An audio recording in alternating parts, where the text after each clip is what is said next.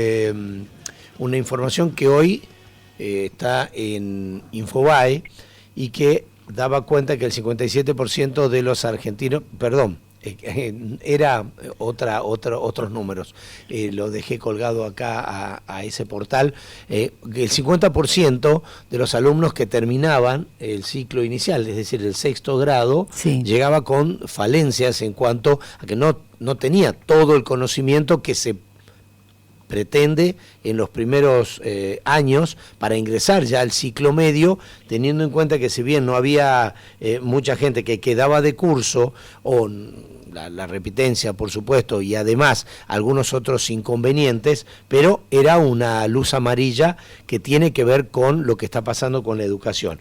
Pero también vamos a hablar con los expertos, porque hay un artículo que se titula El fin de la era del experto. ¿Por qué lo que sabes ya no alcanza? También en Infobae. Y por eso vamos a hablar con Jimena Gauto Acosta, que es especialista en transformación digital y futuro del trabajo, y cómo el mundo está pasando en una transición rápida, y si todo lo que conocemos sirve o no, más allá de que uno ya ha dejado la idea de lado de que comienza a trabajar en un lugar y va a seguir por eso en ese lugar toda la vida, como ocurría con nuestros abuelos o nuestros padres. Todo está cambiando rápidamente. Ximena, ¿cómo está? Marcelo Caferro la saluda para LB7 Radio Tucumán, La Mañana en Marcha. Buen día. ¿Qué tal? Buen día, Marcelo.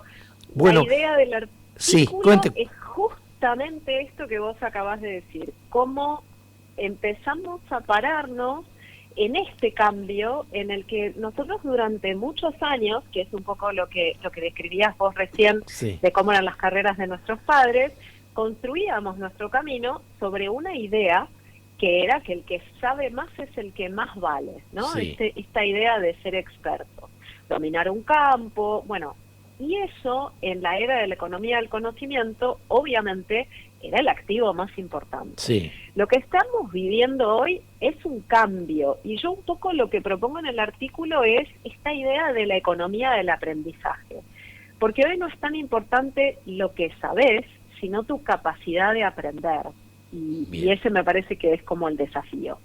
Bien, o sea, la capacidad de aprender es definitivamente cuánto tiempo me lleva para estar preparado para el cambio que viene, digamos. No solo eso, sino además saber, nosotros antes en las ventanas de cambio lo que teníamos era un proceso de cambio, sí, que uno tenía que surfear, se preparaba para ese cambio, sí, y después venían, no sé, 5 o 10 años de estabilidad.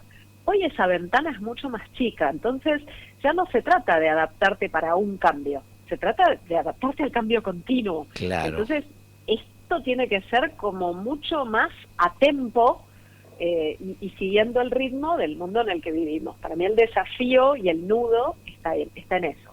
Sí, yo leí el artículo y dice que usted proponía la economía del aprendizaje, o lo denominaba de esa manera. Me gusta la idea de la economía del aprendizaje, porque en la economía en general lo valioso suele ser lo escaso, ¿no? Claro. Entonces, la economía del conocimiento, por ahí lo escaso del conocimiento, y hoy quizás lo que nos está faltando y tiene un valor adicional, Sí. es el aprendizaje, ¿no? Entonces, si vamos a los datos duros, el Foro Económico Mundial lo que dice en el reporte del 2025 del futuro del trabajo es que el 39% de las habilidades van a cambiar al 2030. Y 2030 es dentro de menos de 3 años y medio. Sí. Entonces, para mucha gente, lo que hoy te diferencia puede ser absolutamente irrelevante en 4 años. Claro. La capacidad de seguir aprendiendo se transforma entonces en una habilidad muy cotizada. Y yo saco esta conclusión simplemente de la tendencia que aparece en este mismo informe, ¿no? Lo que dicen es que lo que hoy demanda el mercado es curiosidad, aprendizaje continuo, el pensamiento analítico, la resiliencia, que es como uno procesa esta situación de cambio constante, Sí. y la flexibilidad cognitiva. Si yo hago un resumen de eso, Sí. estoy hablando de cómo las personas aprendemos. Ahora, en este proceso, ¿cómo nos preparamos para eso? ¿Qué es lo que está pasando en los lugares donde recibimos el conocimiento? ¿Qué es lo que está pasando con las escuelas, los colegios? ¿Qué es lo que está pasando en la universidad con eso? ¿Estamos también a la altura de estos cambios o esos procesos son un poco más lentos? Los procesos de transformación institucional históricamente son más lentos que las tendencias, ¿no?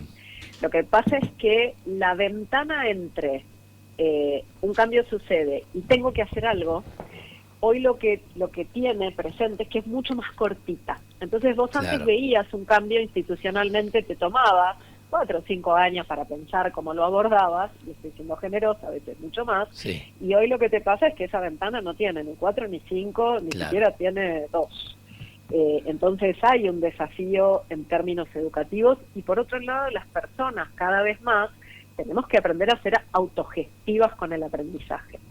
Y para eso, aprendizaje tiene que estar en nuestra agenda cotidiana. Y aprender no tiene que ser solo para quienes somos adultos. Para los chicos, por supuesto, tenemos que crear todo un contexto, pero también tenemos que enseñar esta habilidad de aprender y de realmente aprovechar que si hay algo que hace muy bien la inteligencia artificial es trabajar como tutor, es ayudarte a explorar conocimiento. Pero tenés que saber preguntar y tenés que saber curar y tenés que distinguir la información que es válida de la que no.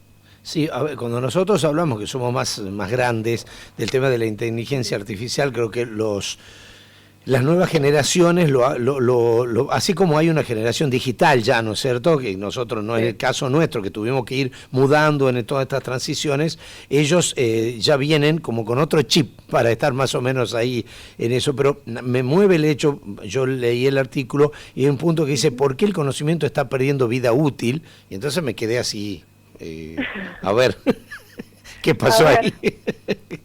¿Qué pasó acá? Claro. Lo que está pasando es que mucho de lo que a nosotros nos tomó mucho tiempo aprender, a quienes somos más grandes, hoy te encontrás con que la tecnología lo produce en minutos. Entonces, tenemos programadores que se dan cuenta de que Claude lo hace más rápido y mejor. Analistas que van a ver que los informes que les llevaban un montón de tiempo y que por ahí eran su mayor carga de trabajo, hoy se generan en segundos, ¿no? Entonces, parte de lo que está pasando es que se empiezan, de hecho, lo llaman deshabilitar habilidades de la economía del conocimiento. Y es bastante loco eso, porque durante mucho tiempo premiamos todas estas cosas y ahora lo que está pasando es que hagas lo mismo y que lo hagas bien, ya no es un valor.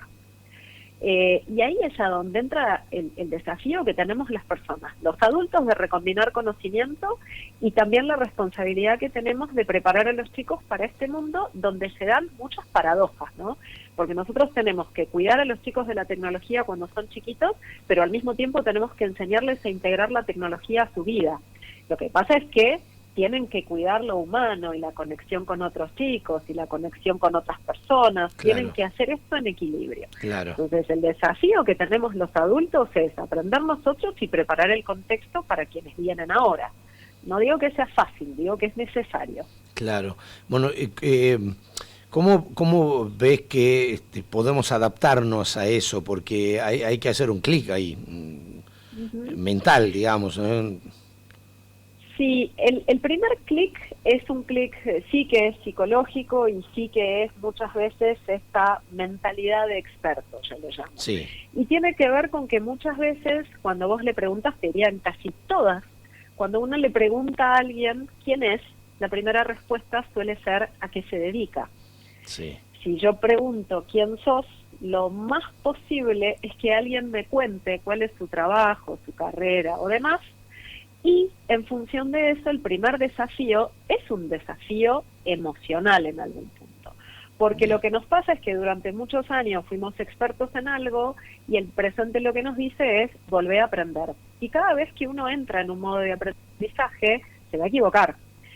Y cuanto más grande sos, más te cuesta equivocarte. Entonces, lo primero que necesitamos es amigarnos con esta mentalidad de crecimiento que te dice que vale la pena valorar el proceso y no solo el resultado. Este capítulo de volver a ser aprendices y hacer lugar para el error es una condición importante, pero es súper contraintuitiva. Y por otro lado, una condición para el futuro es que esto se tiene que hacer una práctica. nos tenemos que acostumbrar a tener actualización cognitiva, animarnos a explorar campos que por ahí no nos son tan cómodos, hacer esta transición de decir, bueno, yo era un experto en tal cosa y ahora soy un principiante en otra y tengo un camino para recorrer. Luego, una condición importante es, no significa esto que no vale el expertise, significa que no alcanza y lo vas a tener que combinar. Entonces, otra cosa que podemos hacer es combinar campos para resolver problemas distintos. En mi caso en particular, mi carrera de origen, yo soy diseñadora gráfica. Y no es algo, o sea, es algo a lo que me dediqué los primeros 10 años de mi vida profesional. Y después esa misma forma de pensar, el pensamiento de diseño, la usé para construir otras cosas. Y me formé en capítulos nuevos. Entonces, es esa integración, es como combinas lo que sabes. Y por último, y no menos importante, usar realmente el criterio, porque hoy que la información es abundante, los humanos somos los únicos que podemos decir qué información necesitamos y evaluarla, por supuesto. Así que yo creo que con eso medianamente estaríamos mejor parados. Ha sido un gusto conversar con vos ante esto que causa temor cuando uno lee, ve y dice dónde estoy parado yo, pero bueno, es lo que necesitamos para hacer ese clic, seguir adelante, porque no hay otro camino. En realidad no es que tenemos demasiadas alternativas. Así que te agradezco mucho, Jimena, tu conocimiento y que lo hayas compartido con nuestros oyentes. Muchas gracias, hasta luego. Gracias. Bueno, ahí estaba Jimena Gauto Acosta, ella...